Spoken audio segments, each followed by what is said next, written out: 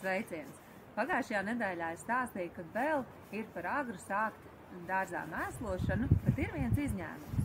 Mūžzaļie rododendri, kas pirmie mūs priecājas ar savu ziedēšanu. Tāpēc ir svarīgi šobrīd jau viņiem iedot mēslojumu un viņus pabarot. Mūžzaļos rododendrus mēslo 2 reizes sezonā.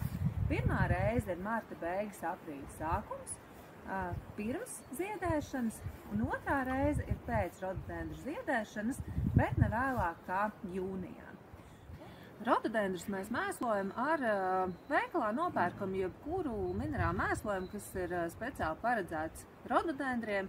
Noteikti skatāmies uz iepakojumu, ievērojam ražotāja norādījumus, jo rododendri ir samērā jūtīgi uz pārmēslošanu. Un tas attiecās ne tikai uz rododendriem, arī uz visiem augiem, kad mēs mēslojam. Mēs mēslojam apkārt sakņu sistēmai.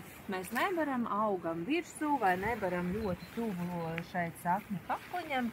Mēs izkaisam vienmērīgi mēslojumu uz apkārt tātad augam un pēc tam nedaudz to ierušinam augsnē.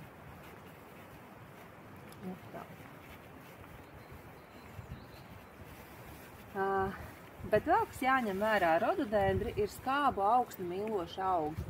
Un, lai viņi spētu uzņemt barības vielas, ir svarīgi, kad augsnē ir atbilstoši šis zemais pH līmenis. Un augsnes paskābināšanai mēs izmantojam šādu te ūdens skābinātāju. Šis konkrētais 5 ml uz 10 litriem ūdens.